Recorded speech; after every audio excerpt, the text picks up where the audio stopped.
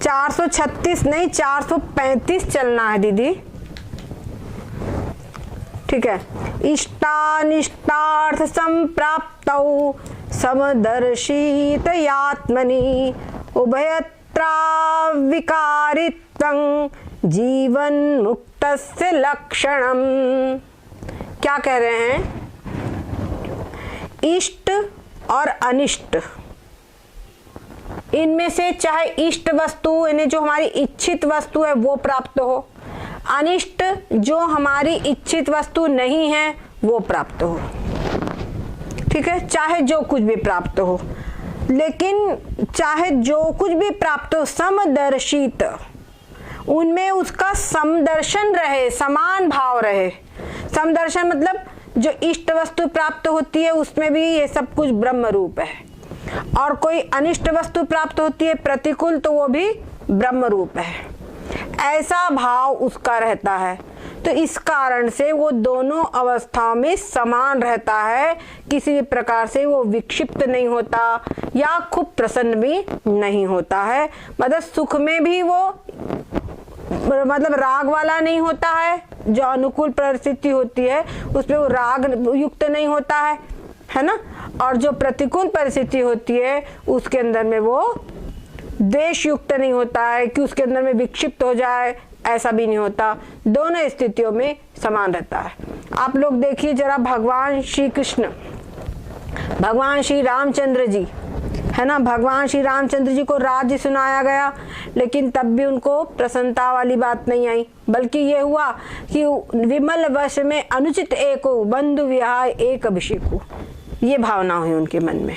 तो भावना भाइयों के प्रति जब उनको वनवास यानी सुनाया गया कि कल तुम्हारा सवेरे राज्याभिषेक होना है, तो राज्याभिषेक के बदले तुरंत हो गया वनवास जाना है। कितना विपरीत क्षण था, लेकिन फिर भी भगवान राम का बैलेंस कहीं पर भी संतुलन खराब नहीं हुआ, है ना। और भगवान श्री कृष्ण, जरा उनको देखो, भगवान श्री कृष्ण को देखो, सारा जीवन संघर्षों में ही बीता है। जन्म लेते ही उनको भागना पड़ा, ठीक है, और यहाँ तक वो राग रहित थे। उन्होंने बस, उनका अवतार हुआ था धरती के भार को हरण करने के लिए। तो उन्होंने जब देखा कि अरे ये यदुवंशी, ये भले मेरे कुल के हैं, सब मेरे कुल के, लेकिन ये भी मेरे न रहने पे बड़े उद्दंड हो जाएंगे। अभी तो केवल मेरा अनुशासन है, इसीलिए ये सब सीमित है, नहीं तो ये समझेंगे हम किसी से कम नहीं, है ना, ये बहुत उद्दंड हो जाएंगे इसीलिए। और आप देखिए उन लोगों की बड़े ब्राह्मण भक्त थे, सब कुछ थे, लेकिन फिर भी ये भावना कैसे हो गई कि जाकर के हम ऋषियों की परीक्षा करें। भावना हो गई ना, तभी तो सांब के शरीर पेट में कपड़ा लगा करके जाके पहुंच गए उनकी परीक्षा करने के लिए। तो ये उद्दंडता थी कि नहीं थी? तो वो उद्दंडता जब अभी ये है, तो अभी उद्दंडता धीरे धीरे बढ़ेगी, क्या समझे, उद्दंडता बढ़ेगी, और जब मेरे ना रहने पर ये पूर्ण रूपेण उद्दंड हो जाएंगे। और ये 100 करोड़ जो यदुवंशी है, ये मैंने जितना भार मिटाया हूं, ये सबसे ज्यादा भार हो जाएंगे। इसलिए उन्हें बड़े सहज भाव से उनका भी अंत कर दिया। उन्होंने भी विचार नहीं किया कि इनको हम किसी प्रकार से बचा ले। और तो और खुद का शरीर, क्या भगवान स्वयं का शरीर रखने में समर्थ नहीं थे? जिन भगवान ने, आप विचार कीजिए, उनके गुरु के पुत्र वो मृत्यु को प्राप्त हो गए थे, तो गुरु माता ने उनसे दक्षिणा में कहा कि हमको हमारा मरे हुआ पुत्र ला करके दीजिए, आप भगवान हैं। तो भगवान ने उनके मरे हुए पुत्र को ला करके दे दिया। परीक्षित जी का शरीर अश्वत्थामा के ब्रह्मास्त्र से लगभग जल चुका था, वो समाप्त हो जाते पूरे, लेकिन भगवान ने उनको जीवित कर दिया, है ना, उन्होंने जीवित कर दिया। और भी ना जाने कितनी लीलाएं उन्होंने की, हम लोग जानते हैं सब। तो क्या वो स्वयं का शरीर नहीं रख सकते थे? रख सकते थे, लेकिन उन्होंने स्वयं के शरीर के प्रति भी कोई मोह नहीं किया। उन्होंने बताया कि शरीर से हमको क्या करना है, शरीर से हमारा को क्या प्रयोजन है, शरीर का जो उद्देश्य था वो पूरा कर लिया, बस बात खत्म। जैसे कोई हम कहीं जाते हैं तीर्थ यात्रा वगैरह में, जो धर्मशाला में हम जाते हैं उन धर्मशाला से हमारा उतना ही प्रयोजन रहता है कि जितने दिन हमको तीर्थ यात्रा में हैं या वहाँ पर प्रदेश में हैं उतने दिन वहाँ पर हमारा कार्य सब चलता रहे, इतना ही प्रयोजन होता है। उसके बाद में बस धर्मशाला छोड़ दिए, चाहे जितनी भी एवन धर्मशाला हो, कितना भी एवन होटल हो, सारी सुविधाएं हो, है कि नहीं, लेकिन फिर भी वहां उनसे हमको मोह नहीं होता, उनसे हमको मोह नहीं होता। वैसे ही ये शरीर जो है कितना भी बढ़िया हो, कितना भी सुंदर हो, कितना भी हष्ट पुष्ट ताकत हो, इससे मोह ना रखते, उनको इस प्रकार से कोई मोह नहीं रहता। और शरीर के आश्रित ही सारे राग द्वेष सारा प्रिय अप्रिय है। जब शरीर के अंदर में मोह नहीं है तो फिर और किसी चीज में उनको मोह आदि नहीं होता। जब किसी में मोह नहीं है ना, तो किसी में राग किसी में द्वेष, ये भावना ही उनकी नहीं रहती है। इसीलिए इष्ट और अनिष्ट की चाहे जो कुछ भी प्राप्त होवे, अनुकूल या प्रतिकूल, वो हर स्थिति में सम रहते हैं। ठीक है, ऐसे जो महापुरुष है क्या कह रहे हैं, उभयत्र यानी दोनों ही अवस्थाओं में अविकारित्वं, जो अविकारी रहते हैं, दुखी नहीं हो जाते, सुखी नहीं हो जाते, क्रोधित नहीं हो जाते, ऐसे जो है उनको जीवन मुक्तस्य लक्षणम, ये जीवन मुक्ति का लक्षण है।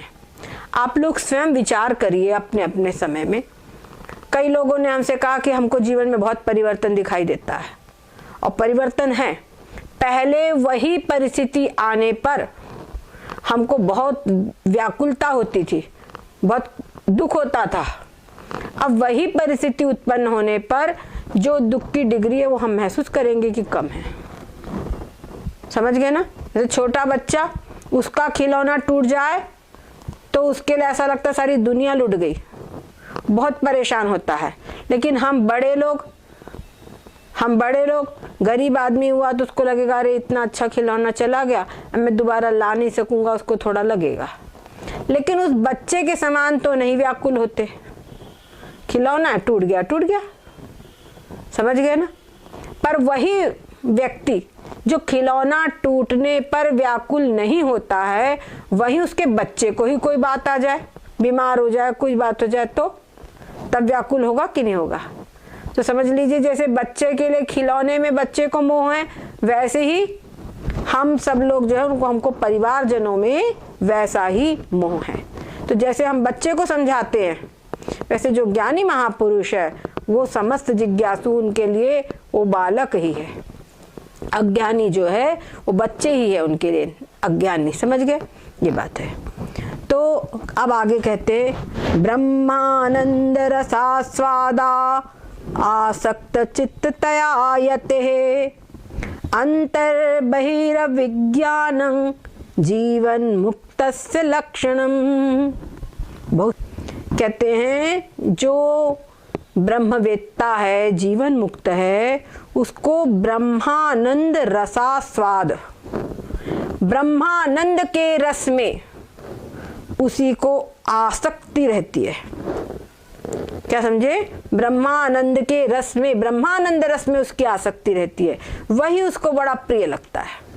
और इसी कारण जैसे छोटे बच्चे, उनको खेल अत्यंत प्रिय लगता है, तो पढ़ाई नहीं अच्छी लगती उनको। आप बोलो बेटा खा ले, तो खेल के सामने उनको खाना पीना, भूख प्यास सब पता नहीं कहाँ खो जाती है ना? उसी प्रकार से ऐसे जो तत्ववेत्ता महापुरुष है, इनको ब्रह्मानंद रसानुभूति, उस ब्रह्मानंद रस के पान में इनका इतना चित्त लगता है कि दूसरी जगह इनको अवकाश ही नहीं है कि वहां हम ध्यान दें। समझ गए? जो एक ईमानदारी से पढ़ने वाले विद्यार्थी है, वो अपनी पढ़ाई में इतना चित्त उनका लगता है कि उनको इधर उधर की फुर्सत नहीं है, इधर उधर ध्यान ही नहीं देते, उनका ध्यान ही नहीं जाता, उनका पूरा मन पढ़ाई में लगा रहता है। उसी प्रकार से इनका मन पूर्ण रूपेण ब्रह्मानंद रस में लगा रहता है, उसी में इनकी आसक्ति होती है। इसके कारण क्या होता है? अंतर बहिर्विज्ञानं, उनको बाहर भीतर की कोई वस्तु की कोई सुधि नहीं रहती है। समझ गए? बाहर भीतर की कोई वस्तु की सुधि ही नहीं रहती, वो अपने एक लक्ष्य के अंदर में ही लगे रहते हैं। ये जीवन मुक्त का लक्षण है, जीवन मुक्त से लक्षण ऐसा जिसको है, जो अपने बस ब्रह्मानंद रसानुभूति में ही लगे हुए हैं। सुखदेव जी देखिए, शुक सनकादिक, हमारे अपरोक्षानुभूति ग्रंथ में भगवान शंकराचार्य जी ने लिखा है कि निमिषार्धं न तिष्ठन्ति वृत्तिं ब्रह्ममयीं विना यथा तिष्ठन्ति ब्रह्माद्यास सनकाद्याः शुकादयः। कहते जो ब्रह्मवेत्ता है उसको निमिषार्धं मतलब एक जो हम पलक झपकाते हैं उसमें जितना समय लगता है एक पलक झपकाने में, उसको एक निमिष, और आधे निमिष के लिए निमिषार्धं यानी आधे निमिष के लिए भी इस ब्राह्मी वृत्ति के बिना वो नहीं रहते। समझ गए? इतना उनको, अपन बोलते हैं ना, अरे उसका तो दीवाना है ये, उसके बिना एक क्षण नहीं रह सकता। आजकल के बच्चे मोबाइल में इतने फंसे रहते हैं, मोबाइल नहीं मिला तो पागल हो जाएंगे, और सबकी आदत हो गई। अगर कहीं जाएंगे कुछ भी हो, पैसा ना हो चलेगा, अगर मोबाइल नहीं है तो बहुत व्याकुल होते हैं। क्यों? क्योंकि मोबाइल में उनका सब कुछ है, मोबाइल में सब कुछ है। अकेले हैं तो अकेलापन नहीं महसूस होता, मोबाइल है ना, सबको सूचना दे सकते हैं। आजकल मोबाइल एक बड़ा बल जैसा हो गया है कि नहीं हो गया? तो यहाँ पर इनको सब कुछ इनके लिए ब्रह्मानंद रसानुभूति, उसी में आनंद निमग्न ही रहते हैं, वही इनको प्रिय लगता है। उसको छोड़कर दूसरी जगह कहीं पर भी इनका चित्त नहीं लगता है। ठीक है। देहेन्द्रियादौ कर्तव्ये ममाहं भाववर्जितः औदासीन्येन यस्तिष्ठेत् स जीवन मुक्त लक्षण। क्या कहते हैं? देहेन्द्रियादौ कर्तव्ये, देह और इंद्रियों आदि में कर्तव्य और कर्तव्य में जो ममता और अहंकार से रहित होकर उदासीनता पूर्वक रहता है। ठीक है। देह में, शरीर में और इंद्रियों के अंदर में अब उनका कार्य करता है, उनके द्वारा कार्य उसके होते हैं, लेकिन उनमें भी उसकी ममता नहीं होती कि मैंने कार्य किया, ऐसे ही उसकी कोई ममता नहीं होती, कोई अहमता नहीं होती, और वो अहंकार से रहित होते हैं।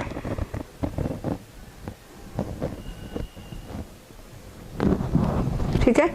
वो अहंकार से रहित होते हैं और उदासीन रहते हैं। शरीर में स्थित रहते हुए, व्यवहार में स्थित रहते हुए भी वे उदासीन रहते हैं। तो क्या कहते? सजीवन मुक्त लक्षण, ऐसा वो पुरुष जीवन मुक्त के लक्षण से युक्त है। मतलब ऐसा जो इसमें लक्षण देखा जाता है उसको समझना चाहिए कि ये जीवन मुक्त है।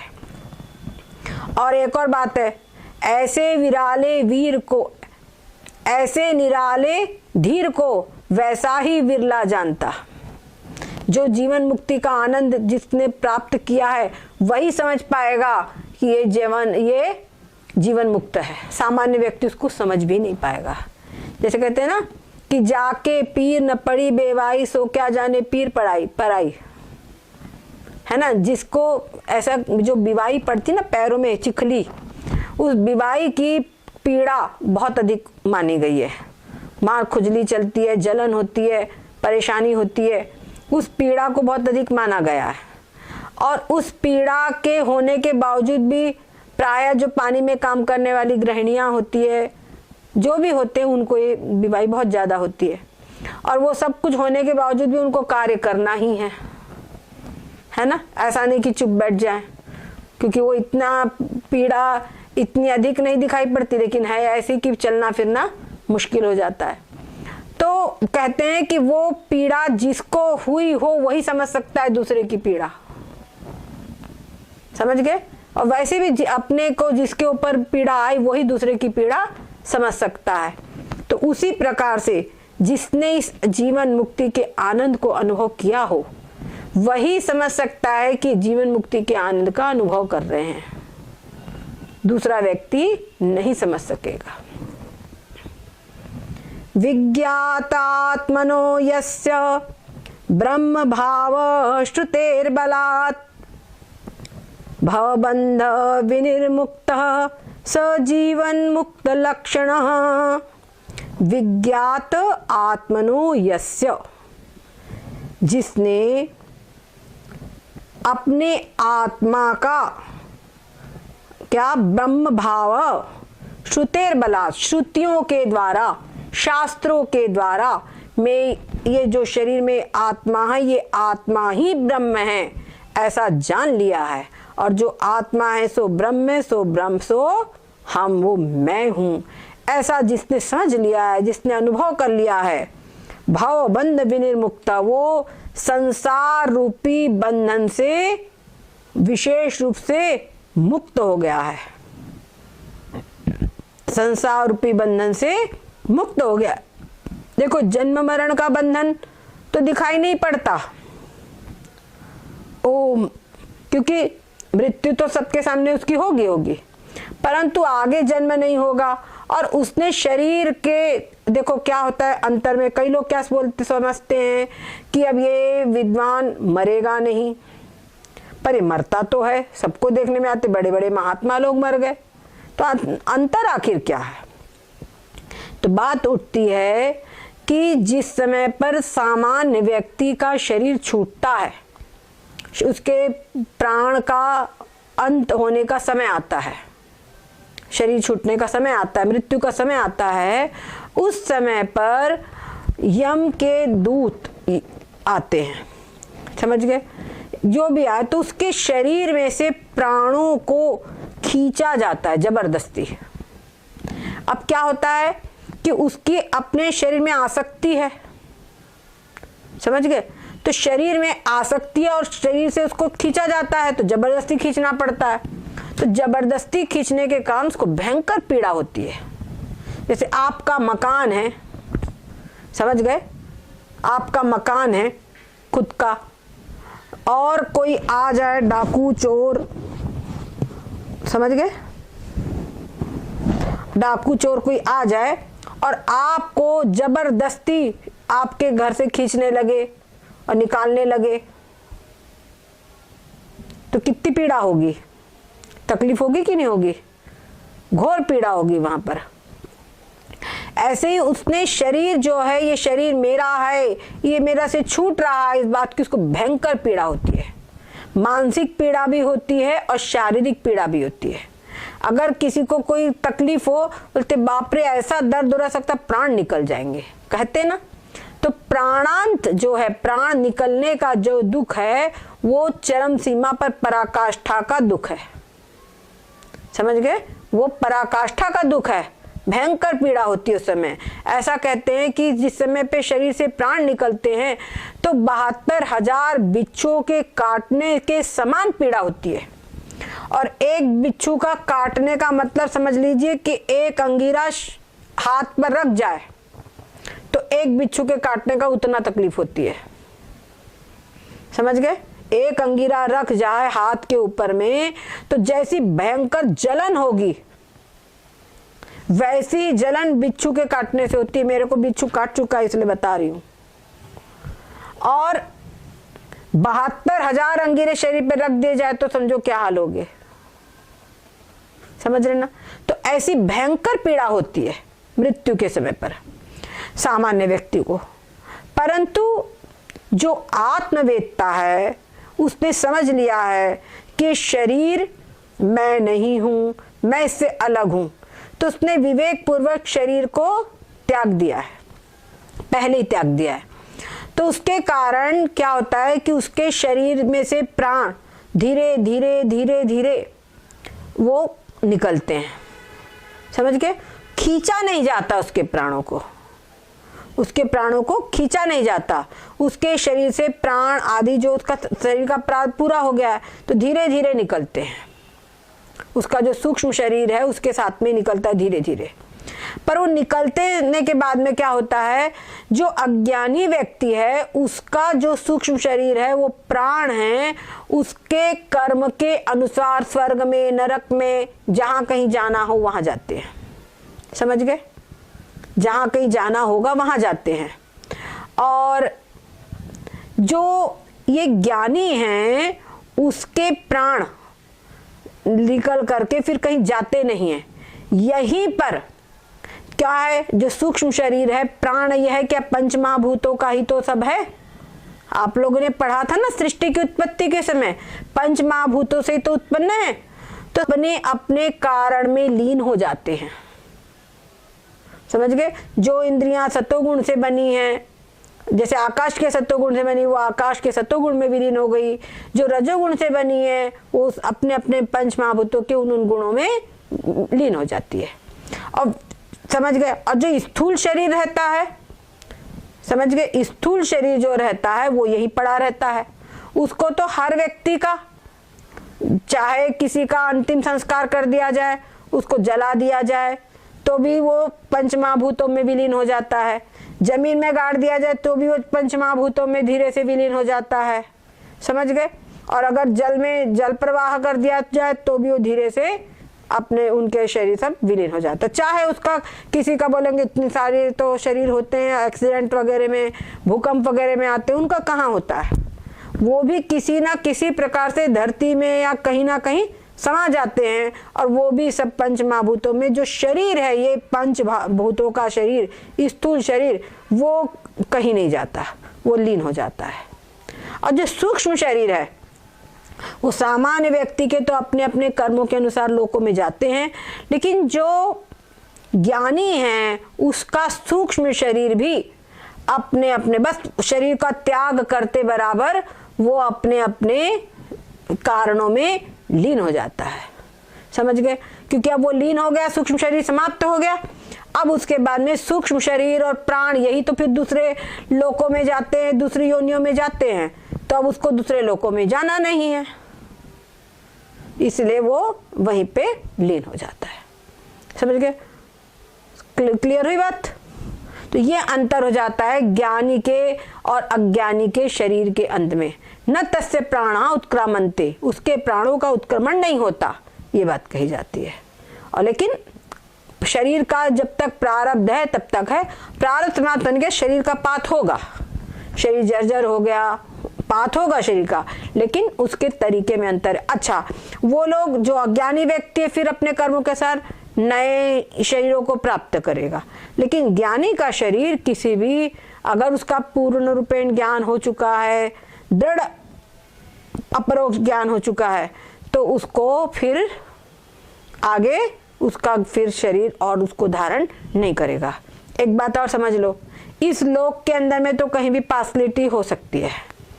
कोई है भाई थोड़ा सा अच्छा दमदार व्यक्ति है, कोई धनवान है या सामाजिक स्टेटस उसका अच्छा है, कोई ऐसी स्थिति है, तो वो अगर गड़बड़ भी, इस लोक में कोई भी व्यक्ति कुछ होता है तो मतलब उसका किसी का स्टेटस अच्छा हो सामाजिक वगैरह, तो उसके व्यक्ति में कैसा भी हो, लोग बोलते भाई क्या करना, कौन बोले जाने दो। या तो कुछ लोग ऐसे होते हैं जो उसकी हाँ में हाँ मिला के उसकी चापलूसी कर सकते हैं, ठीक है। परंतु जहां पर वैसे निर्णय होना है, परमात्मा के यहाँ जब निर्णय होना है उसके कर्मों के, वो कहाँ जाएगा क्या जाएगा, वहां पर किसी का जोर नहीं चलता। चलता है क्या? वहां कोई पार्शलिटी नहीं, कुछ नहीं, जो जैसा है उसको वैसा ही मिलेगा। अंतिम निर्णय जो होगा बिल्कुल सही सही होगा, कोई गड़बड़ी वहां पे नहीं होगी, ठीक है ना। इसीलिए बस परमात्मा की ओर देखें और अपने आप में हम सही रहे। कभी कभी होता है कुछ लोग गड़बड़ करते हैं लेकिन उसको भी समाज में अच्छा मिल जाता है, तो मन में कभी कभी आने लगता है, अरे आप कलयुग है, सब ऐसे ही लोग रहेंगे तभी काम चलेगा, नहीं तो कुछ काम नहीं चलेगा। इस प्रकार की बातें आने लगती है ना। उस समय पर ये याद करे बस परमात्मा, क्या समझे, परमात्मा को याद करे, क्या समझे, तो कोई भी गड़बड़ी नहीं होगी। वो कहते हैं ना, एक काल और एक परमात्मा, दोनों को याद रखो तो कोई भी हमारे मन में जो भी इधर का वैसे नहीं, उनसे डरो बस, और किसी से डरने की आवश्यकता नहीं है। ठीक है, आगे कहते हैं देहेन्द्रियेष्वहं भाव इदं भावस्तदन्यके यस्य नो भवतः क्वापि स जीवन मुक्त इष्यते। कहते देहेन्द्रियेषु अहम भाव, जिसका देह और इंद्रियों में क्या आदि का देहेन्द्रिय, देह और इंद्रिय आदि में अहम भाव तथा इदम भाव तदन्य के, और उससे अन्य जो भी वस्तु है, देह और इंद्रियों से अनक वस्तु है, उनके अंदर में इदम भाव ये नहीं होता, क्योंकि ये जो शरीर है और इंद्रियां हैं इसके अंदर में उसका अहम भाव नहीं होता। समझ गए? हर चीज जो कुछ भी है, शरीर जो है सब कुछ मुझ आत्मा से अलग है। शरीर भी मुझसे अलग है और अन्य वस्तुएं वो भी मुझसे अलग है, इंद्रियां भी मुझसे अलग है। इस प्रकार से उसका सब में इदम भाव ही रहता है और अहम भाव केवल आत्मा में ही उसका होता है। और आगे चल के बात हुई तो सब चीजों के अंदर में सब चीज जो है, शरीर और अन्य वस्तुएं, उसकी सत्ता ही नहीं है, उनकी सत्ता ही नहीं है, और वो जो कुछ भी है सब मैं ही उन रूपों में दिखाई पड़ रहा हूं। तो केवल एक अहम भाव ही रह गया। अहम भाव भी नहीं, किसमें अहम बोलो? जब तू है, ये है, तो उसकी दृष्टिकोण से अहम है, और जब तू यह नहीं तो अहम भी नहीं। समझ गए? तो उनका अहम भाव, इदम भाव, ये सब की निवृत्ति हो चुकी है, केवल वो आत्मा रूप से ही स्थित हो गए हैं। ते महिम सदा स्थितः। ठीक है, ऐसे जो हो चुके हैं महापुरुष, सब जीवन मुक्त उच्यते इष्यते, उन्हें जीवन मुक्त कहा जाता है। समझ गए? ये सारे लक्षण हमको प्रयास करो कि हमारे में कैसे आए, और इसका एक ही मात्र है कि बस इसका खूब अभ्यास करें कि शरीर से अलग मैं आत्मा हूं। ओम न प्रत्यक ब्रह्मणोर्भेदं कदापि ब्रह्म सर्गयोः प्रज्ञयायो विजानाति स जीवन मुक्त इष्यते। न प्रत्यक ब्रह्मणोर्भेदं, प्रत्यक यानी बताओ, प्रत्यक यानी क्या होता है? हाँ, अंतर का। तो अंतर ब्रह्म मतलब अंतरात्मा। ठीक है, भेदं कदापि ब्रह्म सर्गयो, ब्रह्म और संसार, सर्ग यानी संसार। ठीक है, उसके लिए जो उसकी बुद्धि है वो तत्वावगाहिनी बुद्धि है, मतलब तत्व को ग्रहण करने वाली बुद्धि है। तत्व मतलब आत्म तत्व, ब्रह्म तत्व, उसी को ग्रहण करने वाली बुद्धि है। हर जगह पर वो ब्रह्म को ही ग्रहण कर रही है। क्या समझे? उस दृष्टिकोण से तो हर जगह पर ये बोलना भी गड़बड़ है, वो केवल तत्व को ही ग्रहण कर रही है बस। ये सब चीजें बोलने में, व्यवहार में बोलना पड़ता है, पर उसकी दृष्टि में हर जगह ही कहाँ, केवल ब्रह्म ही है। तो ब्रह्म तत्व को पकड़ने वाली ही उसकी बुद्धि है, और ऐसी बुद्धि से आत्मा और ब्रह्म तथा ब्रह्म और संसार, ठीक है, यानी आत्मा जो है वो ब्रह्म है, ठीक है, और ब्रह्म जो है वही सब संसार रूप है। ठीक है, इस संसार, इसमें उसको कोई भेद नहीं देखता है, वो किसी में कोई भेद नहीं दिखता है। वह पुरुष क्या है? जीवन मुक्त है। वो पुरुष क्या है? जीवन मुक्त माना गया है, जो हमने पहले ही इसमें आपको बता दिया था। यानी सब कुछ मैं अंतरात्मा ही सब रूप में हूँ, और जो मैं अंतरात्मा वही ब्रह्म हूँ। इस प्रकार से सबके एकत्व में वो स्थित हो गया है। ऐसा जो महापुरुष है उसको कहते हैं जीवन मुक्त। वो जीते जी मुक्ति का आनंद अनुभव कर रहा है। साधुभिः पूज्यमानेऽस्मिन् पीड्यमाने दुर्जनैः समभावो भवेद्यस्य स जीवन मुक्त इष्यते।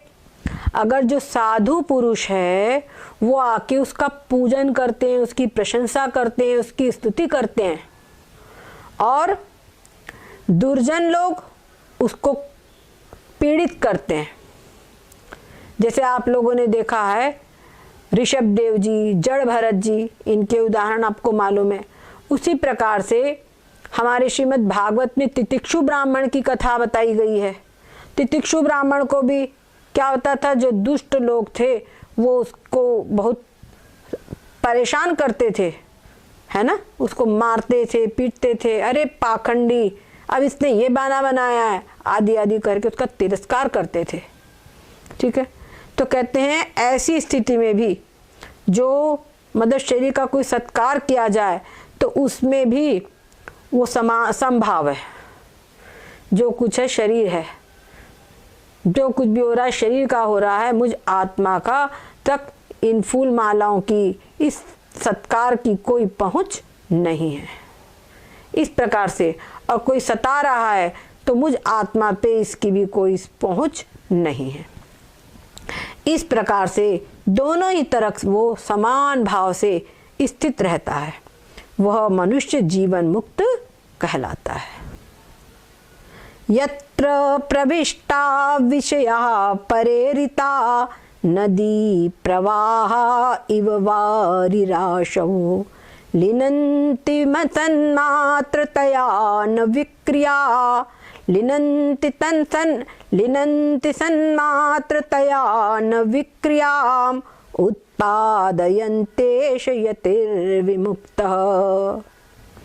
क्या सुंदर उदाहरण दिया है। जैसे कि नदियां हैं, नदियां बहती बहती जाती है, समुद्र में विलीन हो जाती है।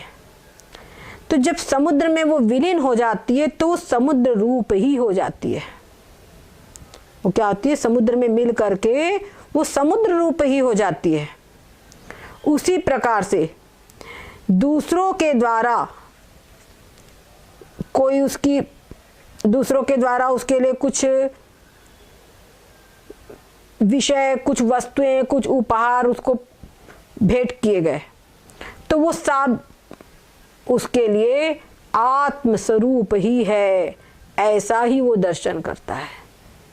तो आत्मस्वरूप प्रतीत होने के कारण उसके चित्त में किसी प्रकार का क्षोभ उत्पन्न नहीं होता।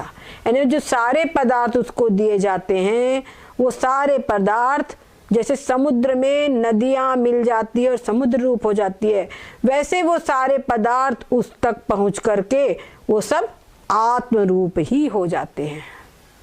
क्योंकि वो सब में आत्मदर्शन कर रहा है तो सारे पदार्थ आत्म रूप ही हो जाते हैं, बस। अब वो अपने स्वरूप में ही लीन रहता है। समझ गए? तो समुद्र के अंदर में जैसे वो मिल करके समुद्र रूप हो गई, ऐसे ही सब कुछ, जो कुछ उसको दिया जाए वो सब उसको उसके लिए आत्म रूप ही हो जाते हैं। तो कहते हैं न उत्पादेत विक्रिया, उसके अंदर में कोई विकार, कोई क्षोभ उत्पन्न नहीं करते हैं। वह यति श्रेष्ठ जीवन मुक्त है। ठीक है। विज्ञात ब्रह्म तत्वस्य यथा पूर्वं न संसृतिः अस्ति चेन्न स विज्ञात ब्रह्म भावो बहिर्मुख।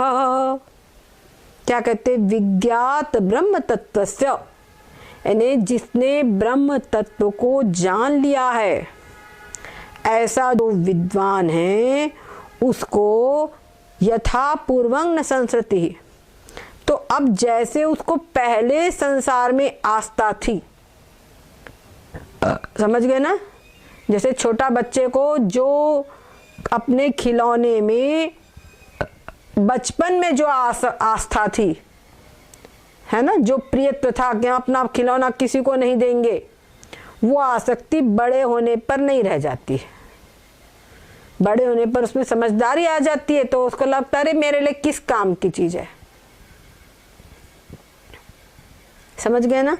ये मेरे लिए किस काम की चीज है, तो वो अपने खिलौने फिर दे दो जिसको देना है, कपड़े जिसको देना है दे दो, किताब जिसको देना है दे दो, उसको समझ में आ जाता मेरे कोई काम की नहीं है।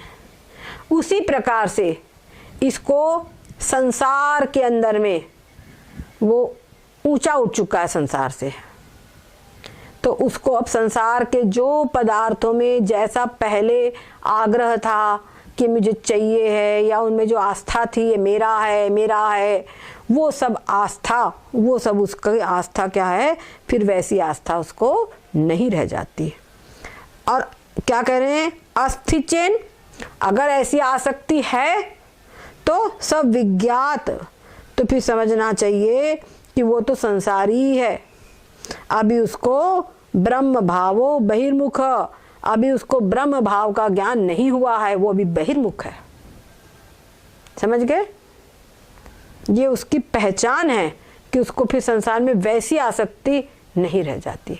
और होता है, देखो एक बात, अगर मान लो कहीं बहुत अधिक थोड़ी भी आसक्ति रह जाती है, वही आसक्ति उसको फिर संसार प्राप्त कराने वाली हो जाती है। हमारे सामने बिल्कुल जीता जागता उदाहरण रखा हुआ है हमारे भरत जी ने। उन्होंने अपने जीवन को संकट में डालकर, सही पूछा जाए तो, ये जिज्ञासु को उपदेश दिया है।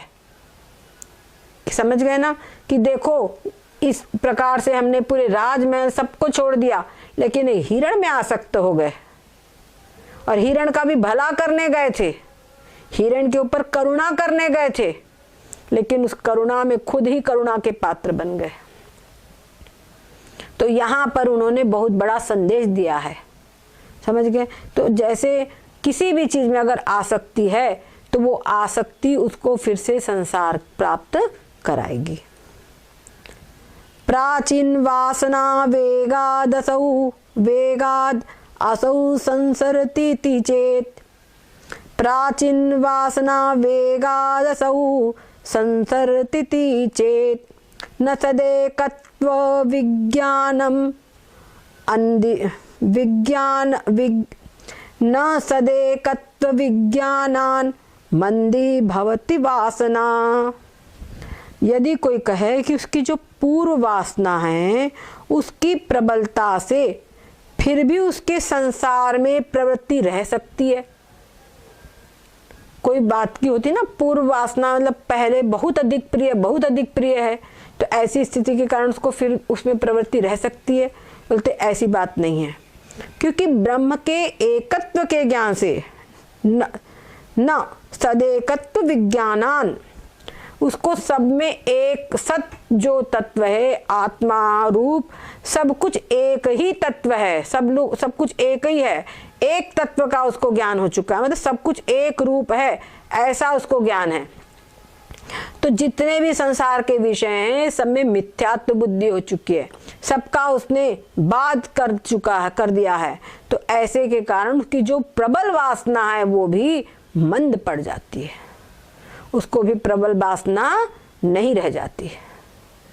ठीक है। अत्यंत कामुकस्यापि वृत्ति कुंठति मात्रिः, तथैव ब्रह्मणि ज्ञाते पूर्णानंदे मनीषिणः। इसमें उदाहरण दिया हुआ है। क्या उदाहरण दिया? अत्यंत कामुकस्यापि, अत्यंत कामुक व्यक्ति भी हो तो भी उसकी वृत्ति माता के प्रति, उसकी बुद्धि में विकार नहीं होता, माता के वहां उसकी बुद्धि कुंठित हो जाती है। तो कहते उसी प्रकार से तथैव ब्रह्मणि ज्ञाते, उसी प्रकार से ब्रह्म का ज्ञात हो जाने के कारण, ब्रह्म का ज्ञान होने के कारण पूर्णानंदे, जो पूर्ण आनंद है उसी के अंदर में उसकी बुद्धि रहती है, और कहीं संसार के अंदर में उसकी बुद्धि फिर प्रवृत्ति नहीं होती है। आप लोग कह सकते तो इसका भी अपवाद देखा जाता है, पर अपवादों को उदाहरण रूप में नहीं लिया जाता। ठीक है। जो एक सामान्य रूप से होता है उसी बात को उदाहरण रूप में लिया जाता है। सद्गुरुदेव भगवान की जय हो, सच्चिदानंद भगवान की जय हो। किसी को कुछ पूछना हो तो पूछ लीजिए, अथवा हम क्लास को विराम देंगे। और ये बात ध्यान रखना, ये जो है ये जीवन मुक्त के लक्षण बहुत अच्छे समझना। और ये जो बताया था हमने 388 नंबर का श्लोक, उसको बहुत बार बार हर व्यक्ति, उसके बाद वो बहुत बेस है, समझ गए? उसको खूब अच्छी प्रकार से आप लोगों को समझना है। हरिओम। सविकल्प समाधि में जैसे हम बोल रहे हैं अहम ब्रह्मास्मि, अहम ब्रह्मास्मि, अहम साक्षी, अहम साक्षी, ये शब्द हमारे इसमें है अभी, ठीक है। तो शब्दों का आश्रय लेकर अभी समाधि हो रही है, तो इसको सविकल्प समाधि कहेंगे। इसको शब्दानुविद्ध या किसी आकार प्रकार से कहीं इष्ट में ध्यान लगा रहे हैं तो भी सविकल्प समाधि कहलाएगी। हाँ,